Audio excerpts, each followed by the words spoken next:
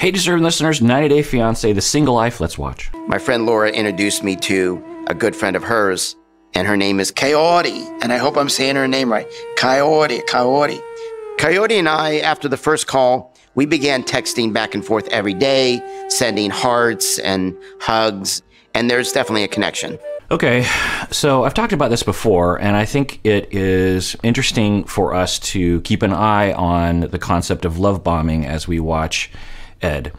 I have no idea what's going on inside of his heart or his mind or the interactions between him and this new person that he's dating. But with Rose and with Liz, we saw signs of what we call love bombing. The internet is a little confused about what love bombing is. And listen to my whole deep dive, and I for patrons only, and I also respond to a lot of emails, people giving examples. And I've expanded my definition. I originally had a pretty narrow definition of love bombing, but I sort of expanded it a little bit. But at its core, and I don't know if other people have seen it this way, but I've come to see it as there's two types. One is the malicious type of love bombing, where people wake up in the morning and they make a choice that they are going to manipulate other people to suck them in so that they can have high control over that person. You'll see cults do this, religions will do this, and intimate partner relationships. Maybe even a boss at work might do this as well, if they're trying to get control over you and your career or something. It's a tactic that some people know about. Whether they're psychopaths or not, hard to tell. It's not always clear, or sometimes they are, sometimes they aren't. But it's a very antisocial, meaning a very mean thing to do to other people, and it happens. When we talk about love bombing, and when we see love bombing, though, this is rare. To come across someone who wakes up in the morning and has a plan, a premeditated, malicious, nefarious, antisocial plan to control you and ruin your life, regardless of how you feel about it, it happens, but that's a rare individual and a rare circumstance for that matter. Most of the time when we're talking about love bombing, we're talking about an involuntary love bomber, someone who, due to their own relational traumas and mistreatment, have developed schemas and personality disorders, narcissism, borderline, these others, and they are desperate for attachment security and have rarely experienced it, particularly early in their life. I don't know anything about I know a little bit about Ed's early life. He had a stern father. I think his father died, right? And the mom seems delightful, but, you can't judge a book by its cover.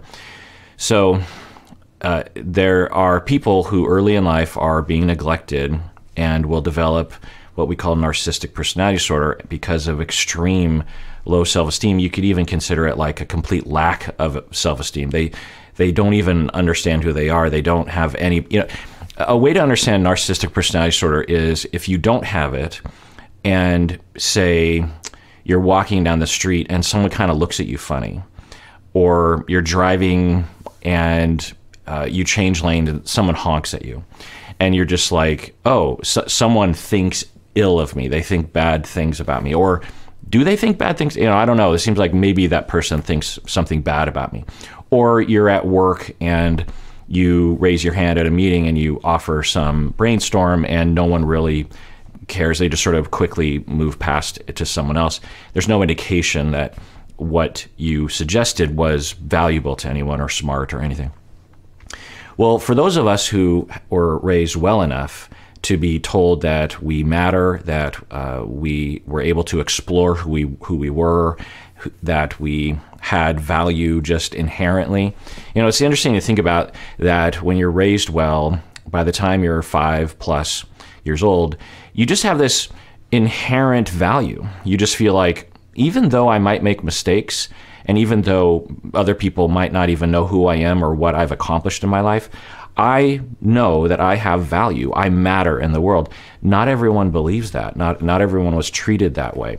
And you can obviously develop that through mistreatment or just emotional neglect, which can be born out of, drug addiction from the parents, or depression or illness, or fighting in the parents. There's various different roads to a child not feeling like they matter in the world, even though you're not mistreating them.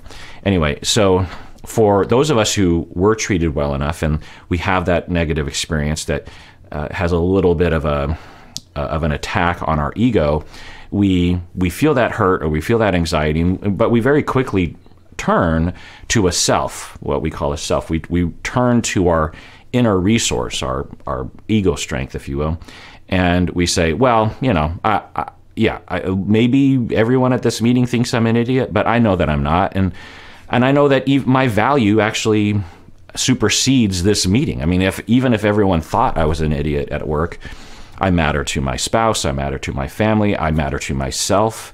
And if everything falls apart at work, which it probably won't, but if it does, I matter. I'm more than what's happening right now. Well, if you don't have that self to turn to and you have little incursions on your ego, you have nowhere to turn. And so you fall into the abyss. Someone looks at you funny, someone honks at you on the highway, someone doesn't really respond at work to you in a very glowing way, and you just fall into a pit of despair. There's nothing to catch you. And so you will you'll develop a defensive structure in which you're constantly trying to fill that space of I'm worth it, I'm worth it, I'm worth it. And so you'll brag a lot. You'll design your life in a way that's very showy. You'll have grandiose ideas, because one of the ways you can kind of fill that void is to just convince yourself that you matter times a million. And you just continually are in that loop of I matter, I'm important, I'm better, I'm superior, I'm the best, because you're constantly trying to, on this treadmill of supply. So when you suffer from that experience, then you're desperate for closeness because you've never really had it. You've had glimpses of it, but you've never had that security where you matter. Someone loves you for who you are. Now, your personality disorder might actually push people away and cause people not to pay attention to you, which, is almost inevitable to some extent unless you go to therapy and really understand how you're perpetuating the neglect to yourself by annoying everyone with your grandiosity and, putting stickers of your face everywhere. But I'm sorry, I shouldn't say that. Anyway, I don't know anything about Ed and his life. So, other than what we see on the show, which is God knows if that's a representation of who he is.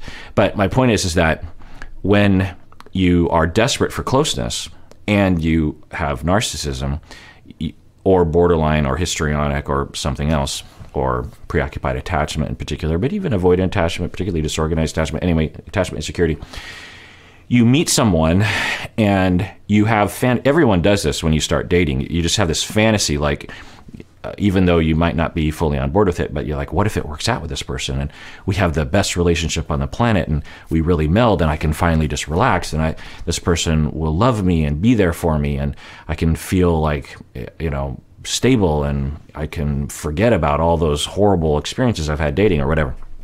Everyone has that. But when you don't have closeness throughout your life because of early childhood neglect and then subsequent pushing people away with your defensive structure, and you meet someone, you're like, oh, yes, please. Yes, more of that, please. And so you kind of, you have a lot of feelings. You might have normal new relationship energy and normal in-loveness or butterflies in your stomach about dating someone, but you have this additional feeling, which might absolutely supersede the first feeling, which is desperation of just like, I need closeness and this is my opportunity. And there are signs that this person might be secure for me. Maybe, and if you're a particular sort of person, you might be looking for subservience or someone who seems really nice or someone who needs you for a green card or, certain kind of tent poles, if you will, to hold up this idea that this person needs me and won't fly away from me the way it seems like everyone else does. Or they might even kind of worship me because I'm obviously superior to them because I'm an American or whatever. And you meet this person and you get desperate, Part of it might be, part of love bombing might legit just be new relationship energy and dating love and infatuation. We clearly evolved this mechanism to bond so that we would couple and procreate and have children. So it could be that, some love bombing is just legit. You're just really in love with this person. But the definition, there's a difference between new relationship energy and love bombing. Love bombing is something that results in coercion and control. It's pressuring. There's a desperation to it, that when you're a recipient of someone loving you, there's flexibility, meaning that someone's really falling in love with you, and you might be falling in love with them, but you kind of push back on a little bit. Like, I don't want to hang out with you every day. I really like you a lot, and certainly maybe every other day. There's flexibility there. The person that loves you will be kind of bummed out, but they're not going to be like desperate, right? When you're desperate, you're shooting yourself in the foot, because if you're trying to garner someone's love, you shouldn't pressure them to hang out with you, or pressure them to move in, or pressure them to get married before they want to, or pressure them to have kids before they want to, that kind of thing. We can look to the behavior from Andrew and Amira. I don't know them. I don't know their situation, but there were some red flags of that. When Andrew was like, "You're going to have kids right away," and he would get really angry. That, that's a kind of an extreme version or a type of love bombing. We certainly saw Ed do this, particularly with Liz, with, let's kiss before she was ready. Let's call ourselves boyfriend and girlfriend. Let's move in together, and let's get married. Let's, start moving on this thing. And every step of the way, she's just like, whoa. It seemed like she was into it to some extent, but it was going really fast. And so we have to wonder if it's part of this inadvertent love bombing, not a premeditated strategy to get high control, but just a desperation that's motivated by selfish feelings of, I am in pain and you represent the end of that pain for me. You represent someone I could fall in love with, but you also represent an antidote to the pain that I felt my entire life. Please don't leave me. Please, let's rush into this. Please, let's do this thing. You might even get very solicitous.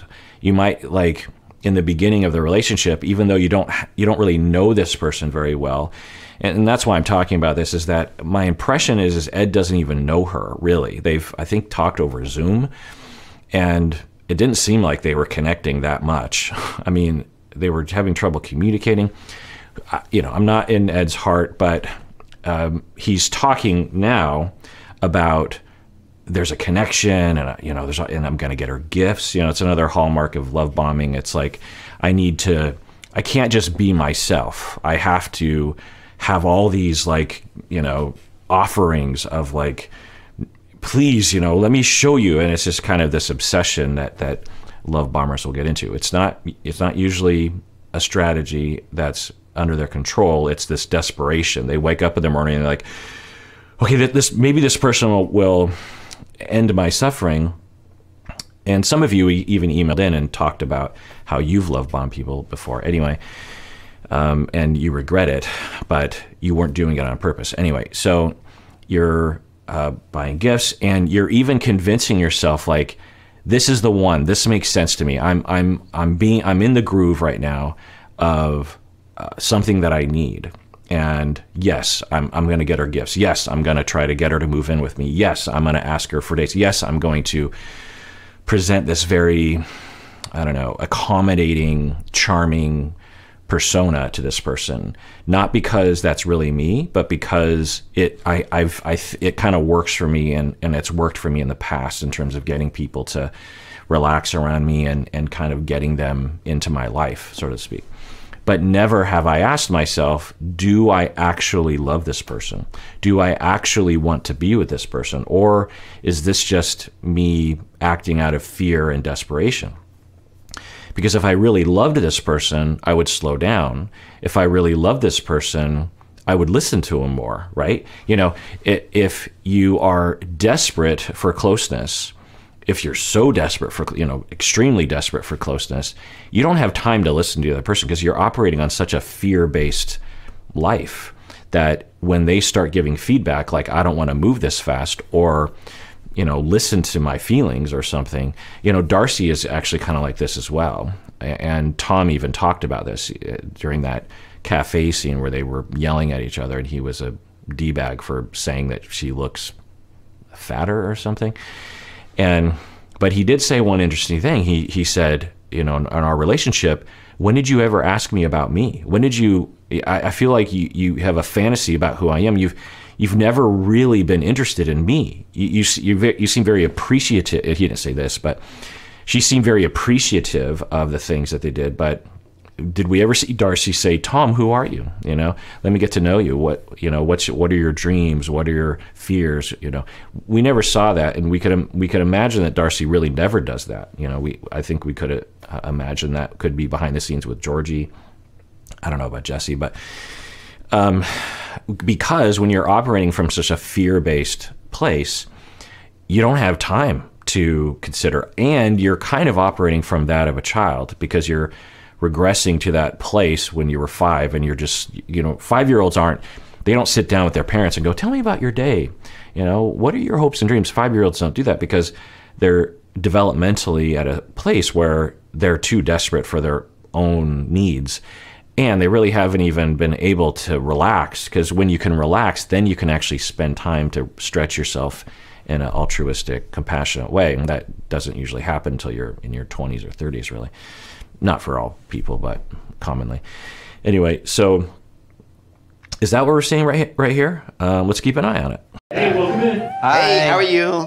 I know this feels super rushed, but I'm ready to get on a plane and go to Mexico and meet her.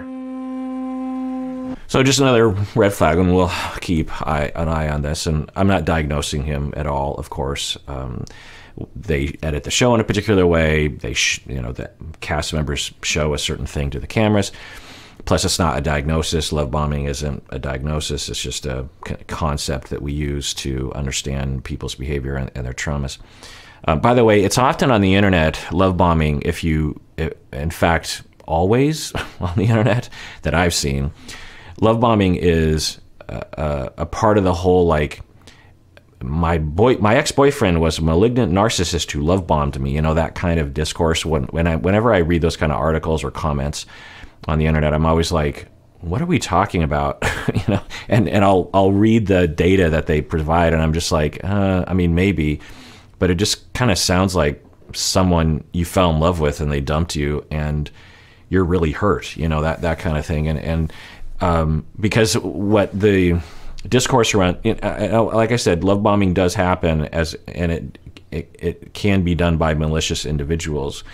But the thing about, and I hope it was clear, but maybe not, that if you suffer from narcissism and you are love bombing someone because you're desperate for closeness, and but the whole time you're kind of, it's particularly when as time goes on, you're really talking about yourself. You have impaired empathy. People with narcissistic personality, they have empathy that is just impaired because they're constantly on this treadmill of narcissistic supply that they don't have time to notice other people, really. But when they get enough narcissistic supply, they actually stop and they can actually pay attention to you. But when when they don't have that, then they're constantly trying to fill that void. So anyway, you can imagine that, you know, someone's falling in love with you and you're just like, whoa, this person really loves me. This feels nice. When you're the recipient of love bombing, it feels great. You're just like, oh my God, this person is obsessed with me. This person needs me. This person's never going to leave me. I mean, look how much they love me. This is the best relationship I've ever been in. I've never felt so secure and so needed and so loved and so adored, you know. And then it ends, because once the narcissistic individual has you, it's not malicious, but once they feel secure, I guess is a better way to put it. One, they kind of relax and they don't need to love bomb anymore, and this is mostly subconscious. The other thing is that the closer you get to someone with a personality disorder, the more their traumas are going to get triggered, their schemas are going to get triggered, and you're going to get targeted with their, you know, feelings and their distortions. And so there can be this feeling of like adoration, adoration, adoration, and then all of a sudden end, and now I'm getting yelled at. Now I'm yelled at. And then, they don't seem to care about my feelings, and they seem to be very into themselves, and everyone thinks they're great, but they're not great behind the scenes. And then you break up, and then like 3 months later, you go on the internet, what the hell just happened? And it's like, oh, you malignant narcissist, love bombed you, and that's how they get you, they control you.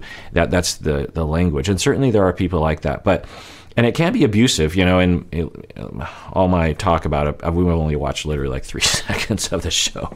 I just feel like we got to use this as a baseline for moving forward. Anyway, in my conceptualization, I've treated a lot of DV perpetrators, domestic violence perpetrators. The vast majority of them are similar to the love bombing ratio in that most of them are desperately trying to get attachment security. They don't wake up in the morning and say, ha ha ha, I'm going to control my spouse. I'm going to beat them because I can, or that's my way of controlling them. Gaslighting is a similar thing.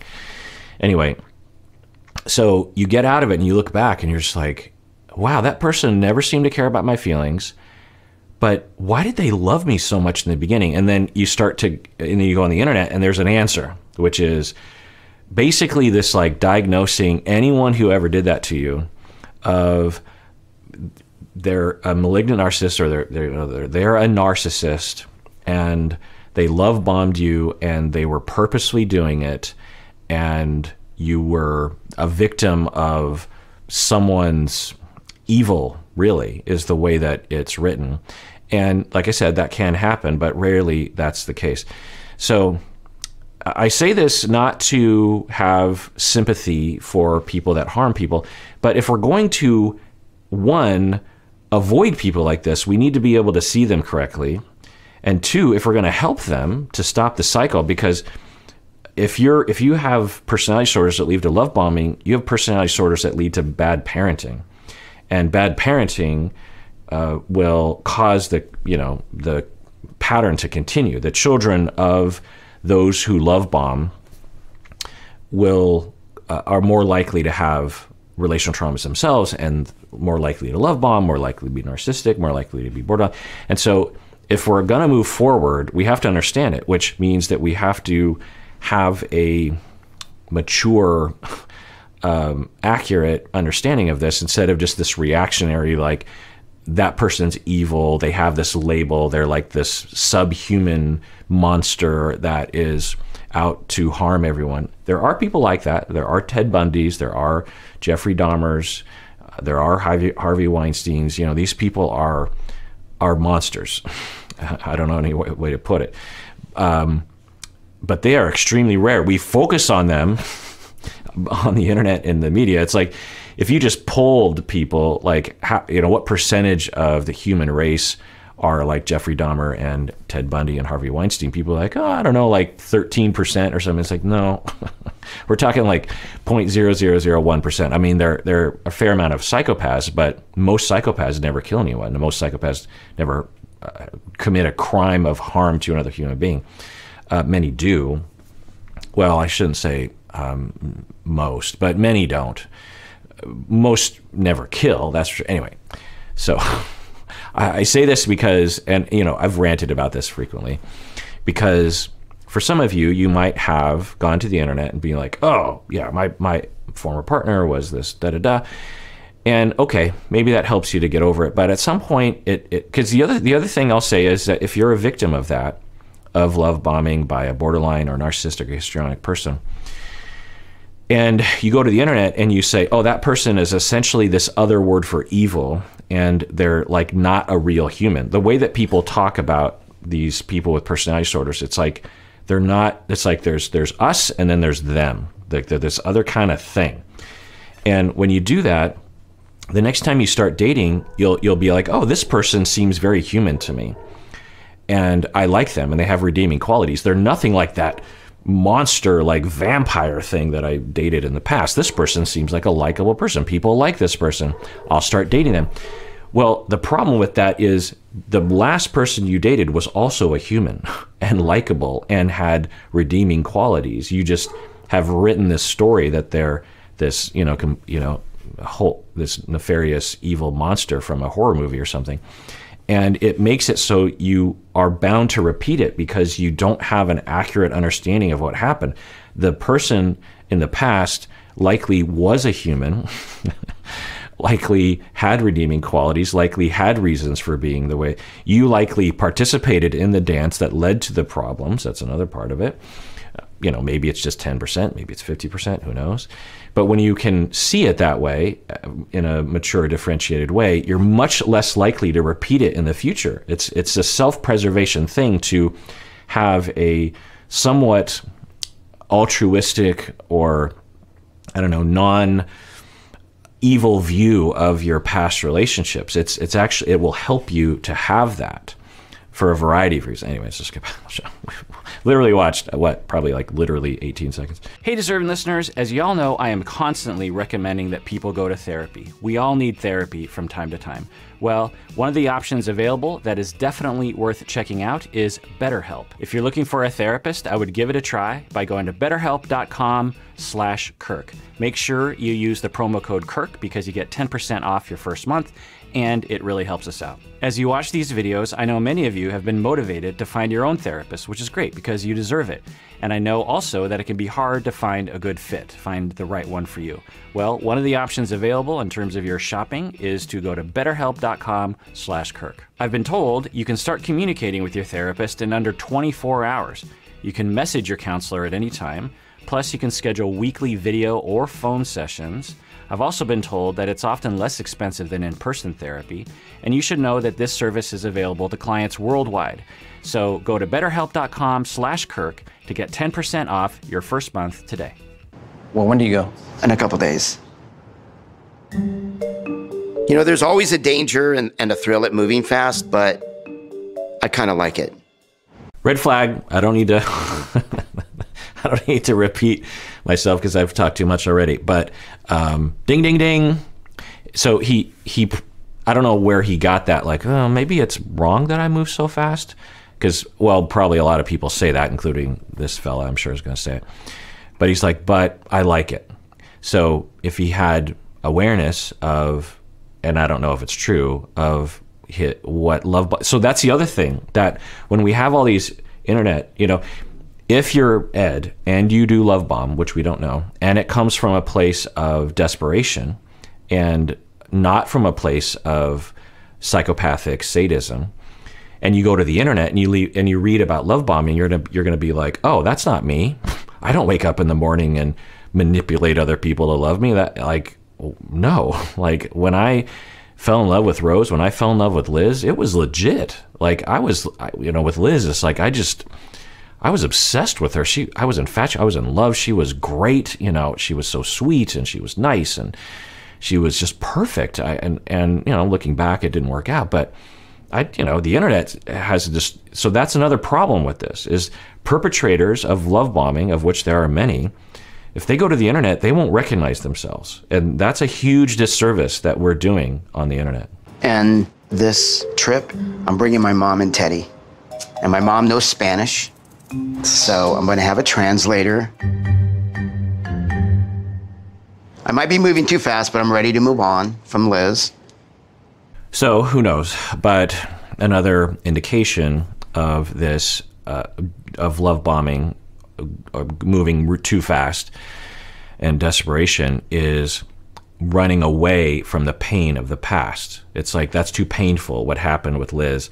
My only recourse is to run headlong, into a distraction, which is, this playing the game, going through the motions, and we wonder about Rose and Liz as well.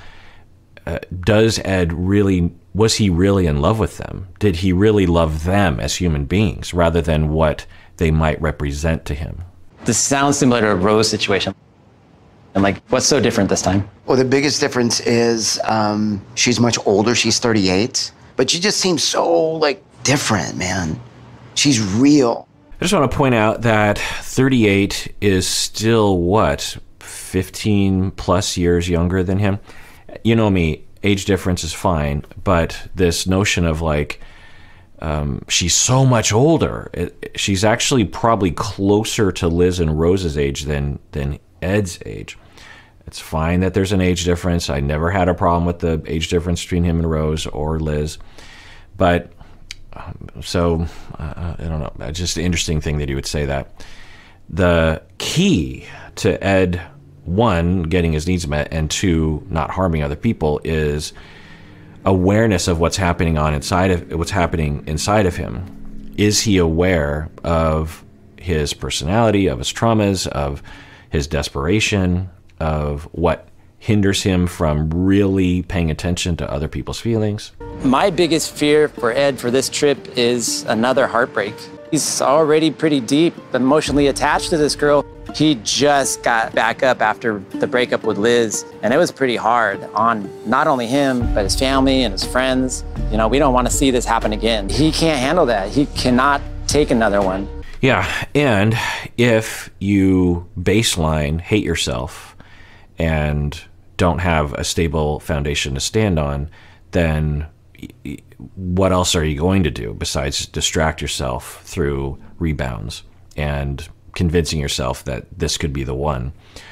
You've got other self-destructive things, drugs and alcohol, I don't know, other compulsions, depression, there's a lot of different, until you actually know who you are. I mean, that's the thing that people will say. It's just like, well, don't rebound. Why are you doing a rebound? And it's a similar thing of when you become addicted to something. Why are you drinking alcohol every day? Why are you smoking cigarettes? Why are you using heroin every day?